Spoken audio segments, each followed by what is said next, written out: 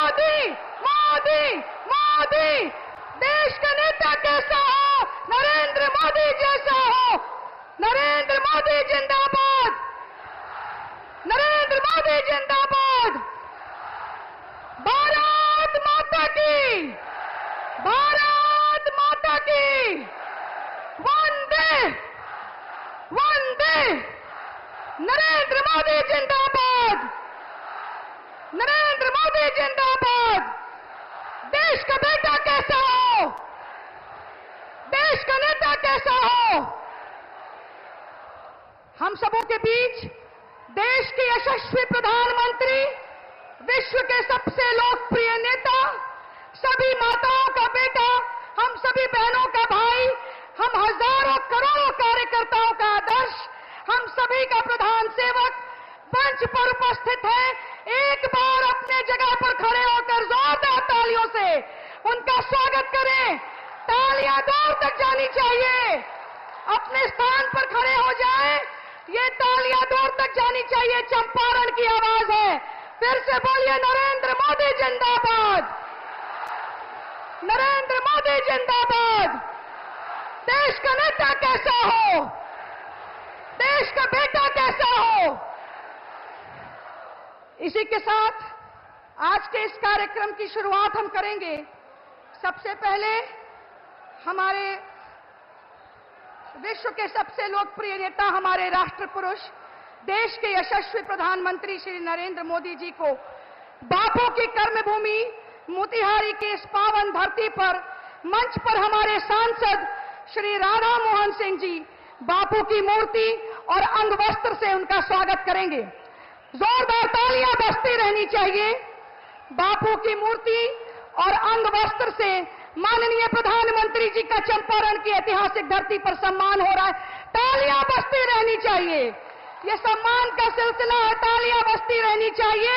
हम गौरवान्वित हैं कि हमारे इस धरा पर पुनः प्रधानमंत्री जी का आगमन हुआ है। जोरदार तालियां बजनी चाहिए। तालियां बजती रहनी चाहिए। नरेंद्र मोदी जिंदाबाद, नरेंद्र मोदी जिंदाबाद। सम्मान की अगली कड़ी में मैं आग्रह करती हूं डॉक्टर संजय जायसवाल जी, आप हमारे देश के यशस्वी प्रधानमंत्री जी का स्वागत अंगवस्त्र और मोमेंटो देकर करेंगे। तालियां बजती रहनी चाहिए। ये चंपारण की ऐतिहासिक धरती से ये ताली आई है, ये कमजोर नहीं होनी चाहिए। नरेंद्र मोदी जिंदाबाद, नरेंद्र मोदी जिंदाबाद। सम्मान की अगली कड़ी में शिवहर की सांसद प्रत्याशी श्रीमती लवली आनंद जी, माननीय श्रीमती लवली आनंद जी प्रतीक चिन्ह और अंगवस्त्र देकर हमारे प्रधानमंत्री जी का स्वागत कर रही हैं। जोरदार तालियां बजती रहनी चाहिए। स्वागत की अगली कड़ी में वाल्मीकि नगर के सांसद सह प्रत्याशी श्री सुनील कुमार जी हमारे माननीय प्रधानमंत्री जी का अंगवस्त्र देकर स्वागत कर रहे हैं। एक बार जोरदार तालियों से अभिनंदन करें। नरेंद्र मोदी जिंदाबाद। स्वागत की अगली कड़ी में जिले के अध्यक्ष श्री प्रकाश अस्थाना जी प्रधानमंत्री जी का स्वागत अंगवस्त्र और मोमेंटो देकर करेंगे। एक बार जोरदार तालियां बजनी चाहिए। नरेंद्र मोदी जिंदाबाद, नरेंद्र मोदी जिंदाबाद। अब मैं आग्रह करती हूं सम्मान की अगली कड़ी में सभी मंचासीन महिलाएं आप आगे आएंगी और राम काज कीन्हे बिनु मोहि कहा विश्राम, राम जी के प्रतीक चिन्ह को देकर मंच पर उपस्थित सभी महिलाएं हमारे प्रधानमंत्री जी का स्वागत कर रही हैं। ये नारी शक्ति की तरफ से ये स्वागत है। समस्त नारी शक्ति आदि आबादी देश के प्रधानमंत्री के लिए जिस तरह वो हमारे लिए संकल्पित है, देश की आधी आबादी भी प्रधानमंत्री जी के लिए उसी प्रकार संकल्पित है। एक बार जोरदार तालियों से अभिनंदन करें, स्वागत करें आधी आबादी की तरफ से। जो योजनाएं हमें मिल रही है, माताओं के आंसू पोंछने का काम देश के इस बेटे ने किया है। उज्ज्वला गैस कनेक्शन दिया है, हमें इज्जत घर दिया, हमें सम्मान दिया, हमें गरिमामयी जीवन प्रदान किया। और इतना ही नहीं, जब पॉलिसी मेकिंग की बात आई तो नारी शक्ति वंदन अधिनियम देने का अगर किसी ने काम किया तो प्रधानमंत्री जी ने किया, और मुसलमान बहनों को भी 3 तलाक से छुटकारा दिलाया। आज हमारे देश की आधी आबादी संकल्पित है हमारे प्रधानमंत्री जी के लिए, और ये संकल्प नया नहीं है, ये संकल्प नया नहीं है। इसके आगे मैं मंच पर बुलाना चाहूंगी, मंच पर उपस्थित हमारे सांसद महोदय श्री राधा मोहन सिंह जी, जिनकी कार्यशैली हम सब सीखते हैं, जिनकी कुशल संगठन शक्ति और संगठन पर जोरदार पकड़ हम लोगों के लिए सीखने का विषय है, अनुकरणीय है। ऐसे राधा मोहन जी जिन्होंने कभी किसी अपराधी और ना अपराध को हवा दी, राधा मोहन जी का जोरदार स्वागत करें चंपारण की धरती। आज बापू की कर्मभूमि मोतिहारी में अपने बीच उपस्थित विश्व के यशस्वी नेता, राष्ट्र पुरुष, देश के प्रधानमंत्री सम्माननीय श्री नरेंद्र मोदी जी, मंच पर उपस्थित हमारे प्रदेश के अध्यक्ष सम्राट चौधरी जी, लोजपा रामविलास के अध्यक्ष राजू तिवारी जी, बिहार सरकार के मंत्री रेणु जी, हरीश सहनी जी, कृष्णनंदन पासवान जी, हमारे पड़ोसी क्षेत्र के सांसद सम्मानीय संजय जायसवाल जी, सुनील जी, उम्मीदवार शिवहर के लवली आनंद जी, मंच पर बैठे सभी सम्मानीय नेतागण, मोतिहारी के मतदाता भाई और बहनों, मित्रों, हम सब गांव से आए हैं।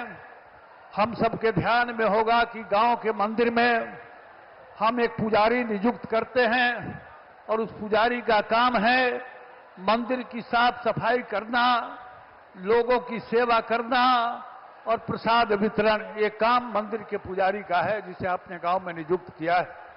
हमें भी आपने जहां नियुक्त किया है उस स्थान पर एक विलक्षण व्यक्तित्व बैठा हुआ है, एक महानायक बैठा है, मोदी का मंदिर का अपने पुजारी हमें नियुक्त किया है। हम आपसे सवाल जरूर करना चाहेंगे कि क्या आपके मंदिर के पुजारी ने कोई गलती की तो उसके कारण मंदिर तोड़ते हैं? नहीं तोड़ते हैं। तो मुझे भी आप इस राष्ट्र पुरुष, राष्ट्र नायक, विलक्षण व्यक्तित्व मोदी मंदिर का पुजारी नियुक्त किया है, तो हमसे भी कोई गलती हुई हो तो उसे माफ करेंगे और मोदी मंदिर को मजबूत बनाने के लिए 1 नंबर पर कमल, सबसे ऊपर कमल के सामने बटन दबाइए और मोदी को मजबूत बनाइए। इसी विनती के साथ मैं अपनी बात समाप्त करता हूं।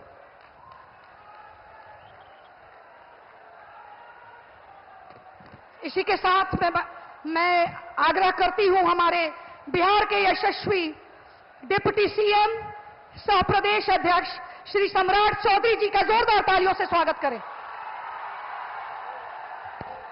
बोलिए भारत माता की जय, जय श्री राम।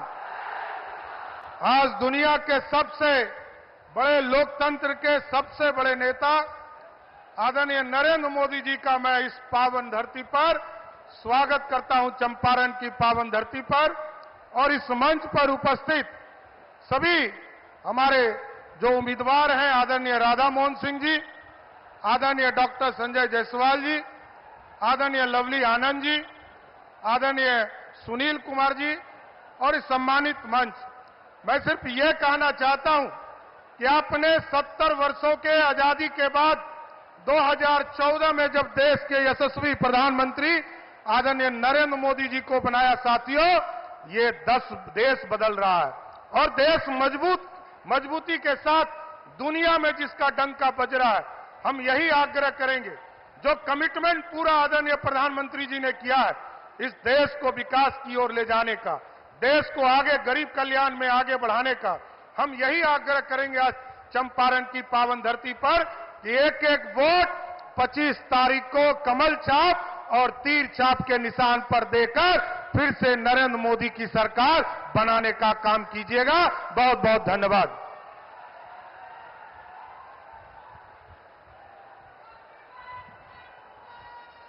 इसी के साथ हम सब जिसको सुनने के लिए बेचैन हैं वसुधा का नेता कौन हुआ, भूखंड विजेता कौन हुआ, अतुलित यशक्रेता कौन हुआ, नवधर्म प्रणेता कौन हुआ, जिसने न कभी आराम किया, विघ्नों में रहकर काम किया। ऐसे देश के यशस्वी प्रधानमंत्री, विश्व के सबसे लोकप्रिय नेता, जिसे हम सब सुनने के लिए बेचैन हैं, मैं आग्रह करती हूं अपने देश के यशस्वी प्रधानमंत्री माननीय नरेंद्र भाई मोदी जी से, आप आए और अपना मार्गदर्शन चंपारण की जनता के साथ करें।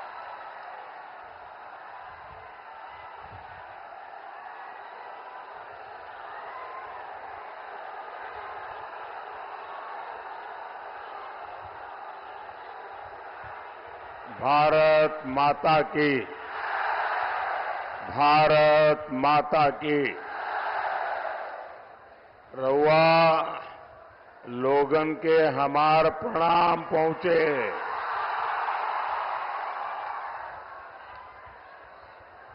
चंपारण की ये धरती प्रेरणा की धरती है। आपका ये स्नेह, आपका ये उत्साह, ये आशीर्वाद, ये दिखा रहा है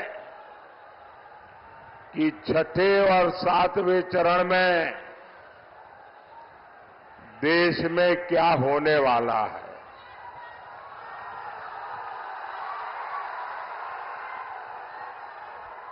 अभी कल ही पहले 5 चरण का चुनाव पूरा हुआ है। पहले चरण में इंडी गठबंधन पस्त हो गया था। इसके बाद के चरणों में इंडी गठबंधन ध्वस्त हुआ और अब कल जो 5वां चरण हुआ, इंडी गठबंधन पूरी तरह परास्त हो चुका है।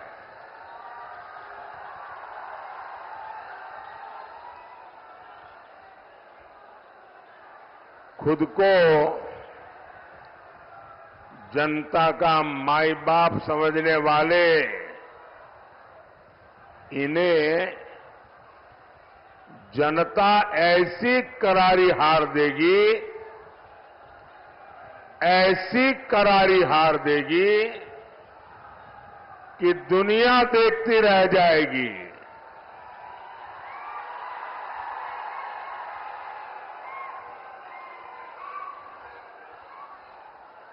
साथियों, 21वीं सदी का भारत इंडी गठबंधन के पापों के साथ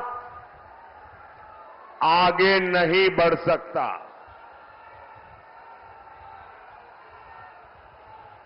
और इसलिए हर चुनाव में कांग्रेस, आरजेडी जैसे दलों पर जनता जोर का प्रहार कर रही है। 4 जून को इंडी वालों के इरादों पर सबसे बड़ा प्रहार होगा। ये प्रहार होगा देश में भ्रष्टाचार पर, ये प्रहार होगा तुष्टीकरण की राजनीति पर, ये प्रहार होगा टुकड़े टुकड़े गैंग पर, ये प्रहार होगा समाज को लड़ाने वाली गंदी सोच पर, ये प्रहार होगा सनातन को गाली देने वाली विकृत मानसिकता पर। ये प्रहार होगा अपराधी माफिया जंगल राज पर। ये प्रहार होगा महिला विरोधी मानसिकता पर। साथियों, यहां चंपारण में पूज्य बापू ने सत्याग्रह और स्वच्छाग्रह का प्रयोग किया था। आजादी के बाद इसी से प्रेरणा लेकर कांग्रेस को देश में सफाई के लिए आंदोलन करना चाहिए था। पूज्य बापू की स्वच्छता की जो अपेक्षा थी, देश में स्वच्छता एक संस्कार बनाकर बापू को सबसे बड़ी श्रद्धांजलि देने का उन लोगों को अवसर मिला था। लेकिन उन्होंने सत्ता में आने के पहले दिन ही बापू को पूरी तरह छोड़ दिया, बापू के विचारों को छोड़ दिया, बापू के आचारों को छोड़ दिया, बापू के आदर्शों को छोड़ दिया। और उन्होंने क्या किया? उन्होंने अपना सारा ध्यान सिर्फ और सिर्फ एक परिवार को आगे बढ़ाने पर जोर लगा दिया। कांग्रेस और उसके साथियों ने मिलकर देश के 60 साल बर्बाद कर दिए। 3-3, 4-4 पीढ़ियों का जीवन तबाह कर दिया। आजादी के 60-70 साल बाद जब आपने एक गरीब मां के बेटे को आपकी सेवा करने का अवसर दिया,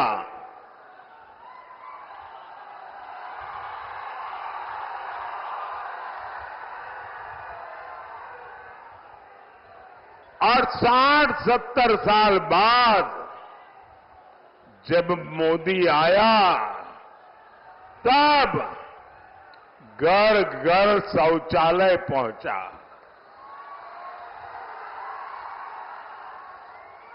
मैं गरीब मां का बेटा हूं, इसलिए मुझे पता है कि हमारे देश की महिलाओं को शौचालय जैसी सुविधा न होने से कैसे दिन काटना पड़ता था। या तो सुबह सूर्योदय के पहले जाओ, या तो सूरज ढलने तक इंतजार करो। और इसके कारण मेरी माताओं बहनों के शरीर के स्वास्थ्य पर बहुत ही गंभीर परिणाम होते थे। लेकिन उनको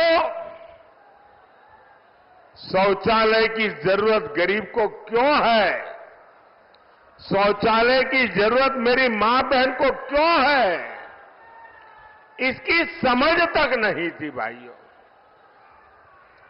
आजादी के 60-70 बाद जब मोदी आया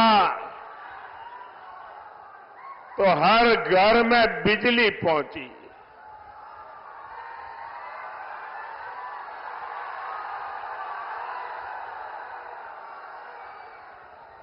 ये मोदी है जिसने हर घर में गैस पहुंचाने का बीड़ा उठाया। ये मोदी है जो हर घर तक नल से जल पहुंचाने के लिए दिन रात मेहनत कर रहा है। कांग्रेस और आरजेडी जैसे उसके साथियों ने आपको सिर्फ और सिर्फ तरसा कर रखा। गरीब और गरीब होता रहा। इन 60 सालों में इन लोगों ने बड़े बड़े महल बना लिए। स्विस बैंक में अकाउंट खुल गए।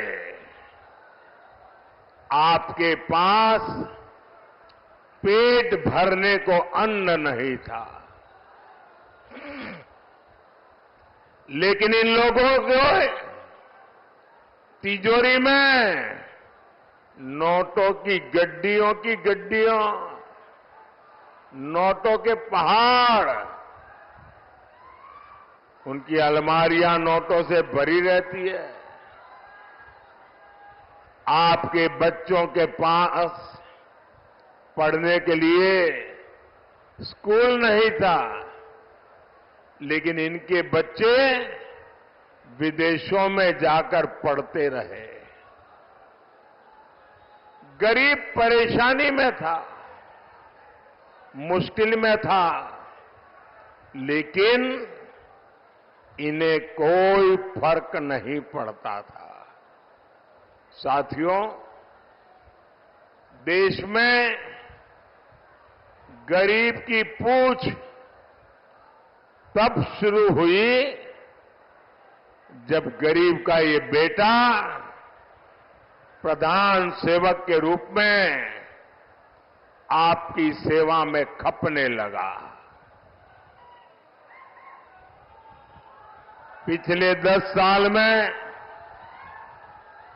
मोदी का बहुत सारा समय पिछली सरकारों के गड्ढे भरने में निकला है। जो काम 10 वर्षों में हुआ है, अब उससे ज्यादा काम अगले 5 साल में होगा। और ये मोदी की गारंटी है।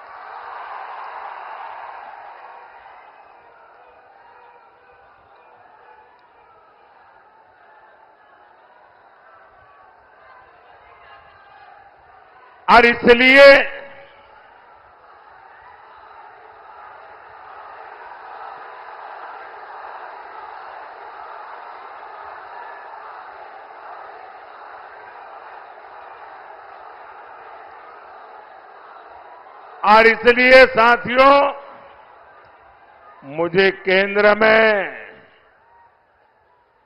एक बहुत मजबूत सरकार चाहिए।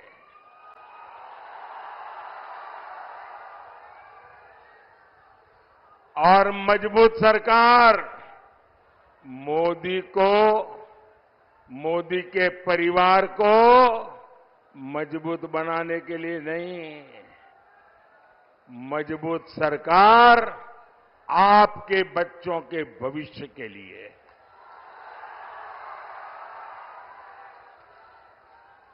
मजबूत सरकार आपके सपनों को पूरा करने के लिए। और इसलिए मैं आज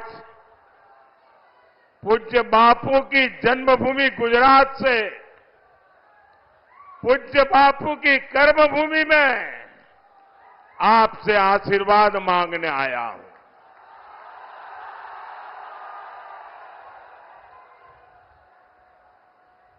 साथियों, मैं हिंदुस्तान के कोने कोने में जा रहा हूं।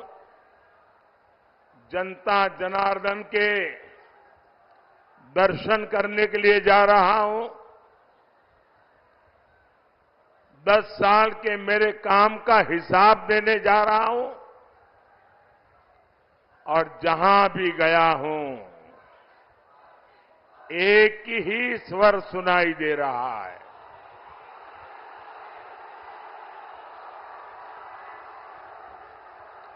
एक ही मंत्र सुनाई दे रहा है। एक ही गूंज सुनाई दे रही है।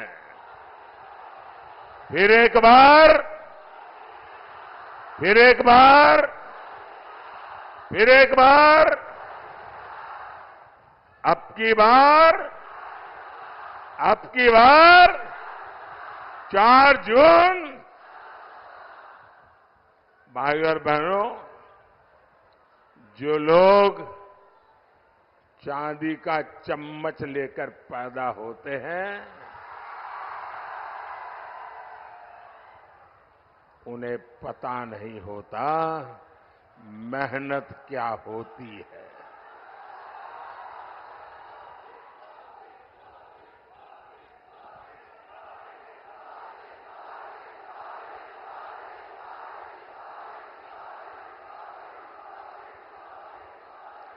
मैंने सुना है कि यहां कोई घूम घूम कर कह रहा है कि 4 जून के बाद मोदी को बेड रेस्ट होगा।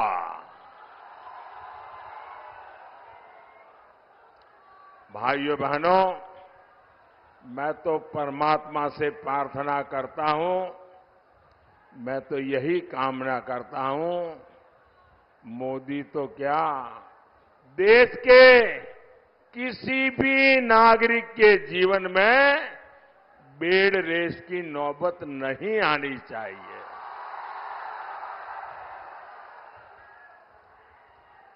देश का हर नागरिक ऊर्जा से भरा हुआ हो, उत्सव भरी जिंदगी जीता हो, लेकिन जंगल राज के वारिस से और अपेक्षा भी क्या की जा सकती है। और ये सब ऐसे ही है। आपने देखा होगा कांग्रेस वाले क्या कहते हैं, मोदी तेरी कब्र खोदेगी, मोदी तेरी कब्र खोदेगी। इनका एक काउंटर पार्ट है उत्तर प्रदेश में, और उत्तर प्रदेश का शहजादा क्या कहता है, अब मोदी के आखिरी दिन बनारस में है, इसलिए उन्होंने बनारस में अंतिम गृह की व्यवस्था की है। साथियों, इस चुनाव में इन लोगों के पास मोदी को गाली देने के सिवाय कोई मुद्दा नहीं है। कोई कह रहा है कि मोदी की कब्र खोदेंगे, कोई कह रहा है मोदी को गाड़ देंगे। कांग्रेस के शहजादे मोदी की आंखों में आंसू देखना चाहते हैं। अरे इंडी वालों,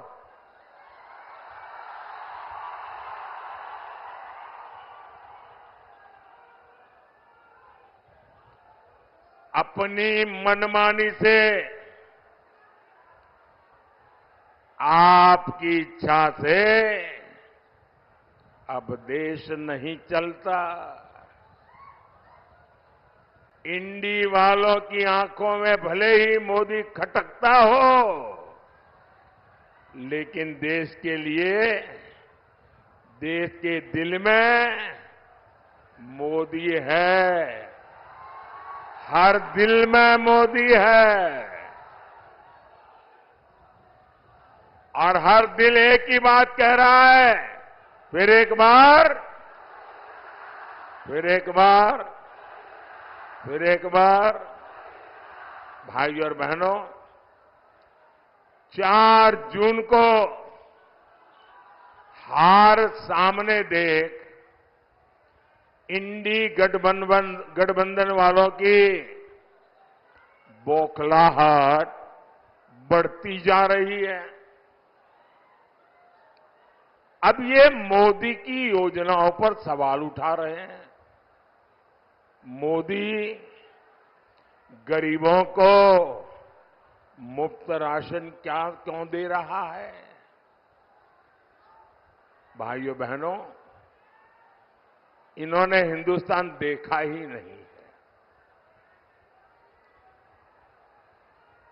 मैं हिंदुस्तान के अनेक जिलों में रात्रि मुकाम करके आया हूं। मैंने हिंदुस्तान का कोना कोना छाना हुआ है और मैंने तय किया है कि गरीब के घर का चूल्हा कभी बुझने नहीं दूंगा।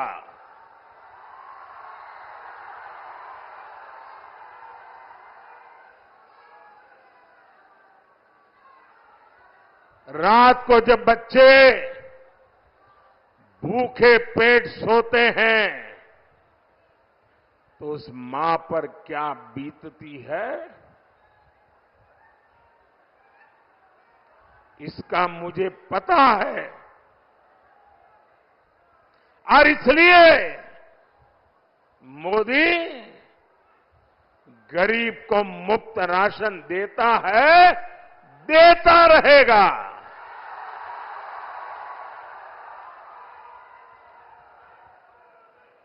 ये कहते हैं मोदी गरीब मां को पक्के घर क्यों दे रहा है? वो तो पीढ़ियों से ऐसे रहते ही थे भाई।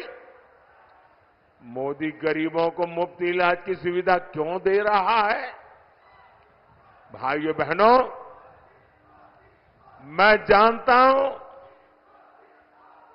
गरीब के परिवार में, अरे मध्यम वर्ग के परिवार में जब कोई मां बहन बीमार हो जाती है तो परिवार के किसी को पता नहीं चलने देती कि उसे पीड़ा हो रही है, उसे दर्द हो रहा है। वो छिपाती है। क्यों? क्योंकि उसके मन में रहता है कि कहीं डॉक्टर के पास जाऊं और खर्चा बड़ा हो जाए और बच्चों पर कर्ज आ जाए तो मुझे ये नहीं करना है, मैं पीड़ा सह लूंगी, कुछ दिन में अपने आप ठीक हो जाएगा। और नहीं हुआ तो जिंदगी कितनी जीनी है। हमारे देश में माताएं बहनें बीमारी में दर्द सहती है, परिवार को भी बताती नहीं है। क्यों? क्योंकि कहीं बीमारी का खर्च बच्चों को कर्ज में डुबो न दे। मोदी हर मां की उस पीड़ा को जानता है। मोदी हर मां की उस भावना को समझता है और इसलिए मोदी ने तय किया कि अब मेरे देश की किसी मां बहन को दर्द छुपाने की जरूरत नहीं है। अस्पताल के बिल की चिंता मत करो मां, तुम्हारा एक बेटा दिल्ली में बैठा है।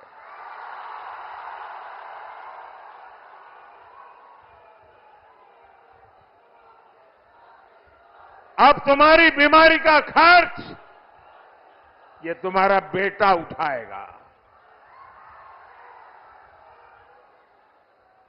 अरे भाई, मोदी तो गरीब की सेवा के लिए ही तो पैदा हुआ है। मोदी गरीब के लिए ही तो काम करेगा। भाई और बहनों, जम्मू कश्मीर से आर्टिकल 370 हटाना हो,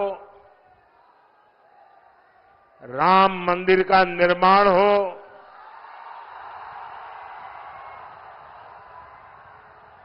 बोलो जय श्री राम।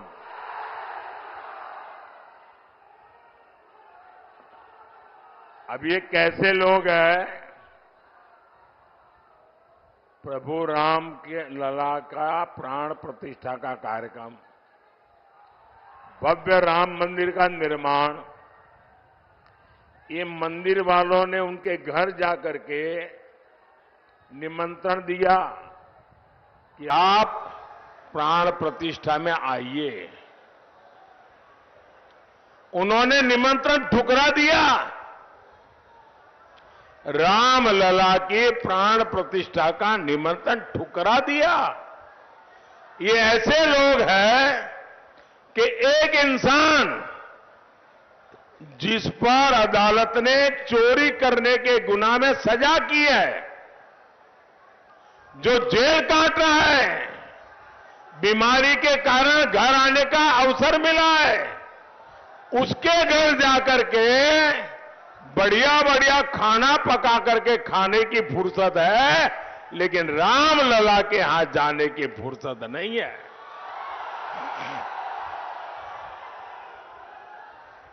मोदी ने दशकों सदियों के मुद्दे खत्म किए हैं, समाधान दिए हैं। मोदी इन लोगों की तरह नहीं है जो गरीब के साथ विश्वासघात करे।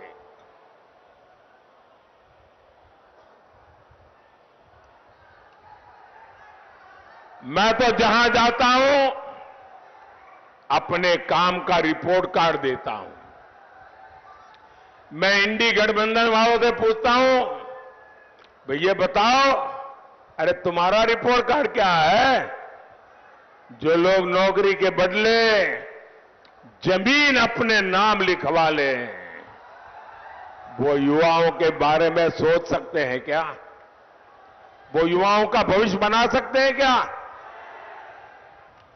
जिनके जंगल राज में सिर्फ बम बारूद और कट्टों का कारोबार फला फूला, जिनके जंगल राज में भूमाफियाई फले फूले, जिन्होंने बिहार को अपहरण और फिरौती की इंडस्ट्री दी, जो कभी बिहार बड़ा नहीं कर सकते। नीतीश जी ने जिस मेहनत से बिहार को उन स्थितियों से बाहर निकाला है, वो बहुत सराहनीय है। आज हमारे मित्र सुशील मोदी जी हमारे बीच नहीं है। इतिहास जब अवलोकन करेगा तो नीतीश जी और सुशील जी का नाम जंगल राज को समाप्त करने वालों में गिना जाएगा। साथियों, बिहार ने दशकों तक पलायन का दौर देखा है, लेकिन एनडीए सरकार के प्रयासों से अब पलायन रुक रहा है। बिहार के युवाओं को यहीं पर रोजगार के अवसर मिल रहे हैं। आप मुझे बताइए, चंपारण में केंद्रीय विश्वविद्यालय बना है, खेती के लिए रिसर्च सेंटर बना है, सरदार पटेल सहकारी प्रशिक्षण संस्थान बना है, सिलेंडर का प्लांट लगा है, इफ्को बाजार बने हैं। ये सब कुछ क्या आपने आप चल रहे हैं क्या? इनमें रोजगार नहीं मिला क्या? यहां इतना बड़ा डेयरी प्लांट बना है, इससे हजारों पशुपालकों, माता और बहनों की आय बढ़ी है। इसमें किसी को रोजगार नहीं मिला है क्या? ये जो पुल बन रहे हैं, हाईवे बन रहे हैं, रेलवे स्टेशन आधुनिक हो रहे हैं, ये बिना किसी को रोजगार दिए बन रहे हैं क्या? क्या जादुई चिराग से बनते हैं क्या? भाइयों बहनों, जंगलराज वालों ने आजकल आरक्षण का और संविधान पर दिन रात जोर जोर से झूठ बोलने का एक बड़ा अभियान चलाया है। सच्चाई ये है कि बाबा साहब आंबेडकर न होते तो नेहरू जी एससी एसटी को आरक्षण नहीं मिलने देते। उन्होंने तो मुख्यमंत्रियों को चिट्ठी लिख करके विरोध किया था, नेहरू जी ने। नेहरू जी से लेकर राजीव गांधी तक इस परिवार के जितने प्रधानमंत्री हुए, सबने ओबीसी आरक्षण का विरोध किया। कांग्रेस ने गरीब, एससी, एसटी, ओबीसी, महिला का हर किसी को धोखा दिया। इसलिए आज सिर्फ एक ही वोट बैंक उनके पास बचा है। अब इस वोट बैंक को खुश करने के लिए एससी, एसटी, ओबीसी का आरक्षण धर्म के आधार पर आपसे छीन करके वोट जिहाद वालों को देना चाहते हैं। संविधान क्योंकि इसकी इजाजत नहीं देता, इसलिए ये संविधान बदलना चाहते हैं। साथियों, मोदी का ट्रैक रिकॉर्ड आपके सामने है। 10 साल में करीब करीब 400 संशोधनों का समर्थन हमारे साथ रहा है। मोदी ने इसका उपयोग गरीब, दलित, पिछड़े, वंचित उन्हें सशक्त करने के लिए किया है। एनडीए ने पहले दलित बेटे को और फिर हमारे देश की आदिवासी बेटी को संविधान का सर्वोच्च पद राष्ट्रपति पद पर बिठाया। हमारी सरकार है जिसने पिछड़ा वर्ग आयोग को संवैधानिक दर्जा दिया। पहले केंद्रीय विद्यालय, नवोदय विद्यालय और सैनिक स्कूलों में ओबीसी आरक्षण नहीं था। मोदी सरकार ने ये आरक्षण लागू किया। मेडिकल पढ़ाई में भी केंद्रीय कोटे में पहली बार ओबीसी आरक्षण हमने लागू किया। एससी, एसटी, ओबीसी का हित अगर कहीं सबसे ज्यादा सुरक्षित है तो बीजेपी में है, एनडीए में है। साथियों, सामाजिक न्याय की ऐसी हर गारंटी को पूरा करने के लिए आपको केंद्र में मोदी की मजबूत सरकार बनानी है। घर घर जाएंगे, घर घर जाएंगे, ज्यादा से ज्यादा मतदान कराएंगे, हर पोलिंग बूथ जीतेंगे। देखिए, पूर्वी चंपारण से श्रीमान राधा मोहन जी, पश्चिमी चंपारण से संजय जायसवाल जी, वाल्मीकि नगर से सुनील कुमार जी, शिवहर से बहन लवली आनंद जी को भारी मतों से विजयी बनाना है। मेरा एक और काम करिएगा, करेंगे।